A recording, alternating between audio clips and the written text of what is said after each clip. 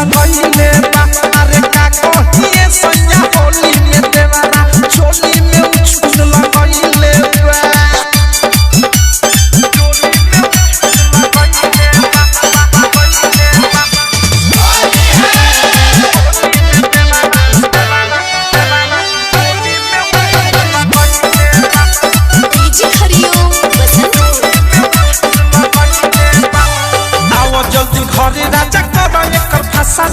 लागता चोली बधा दी है तसला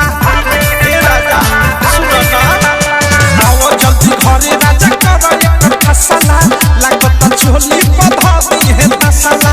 दुनु जो बनवा के पूछे ल चूल्ही ल घेरे ल माटी मंगइले बा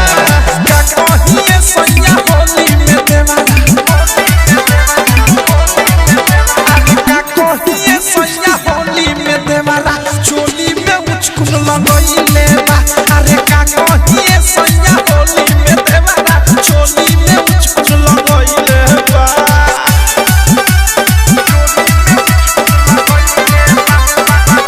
डायमंड रिकॉर्डिंग स्टूडियो जाना रंग से रंगल है बा दुनु दुनहली आव तू घरे न तो हो काम कली आ बुझबो तो जल्दी हो सुबोध रंगल है बा दुनु दुनहली आव तू घरे न तो हो काम कली प्रेमियों से अनुरागी हम के से रात थारू बद साफ सब झले बा का कहिए सैया होली में देवरा कहिए सैया होली में देवरा चोली में उछल लगइले बा अरे का कहिए सैया होली में देवरा चोली में उछल लगइले बा यइला हम फागुन में घरे न बहारा नइला के फायदा उठइले बा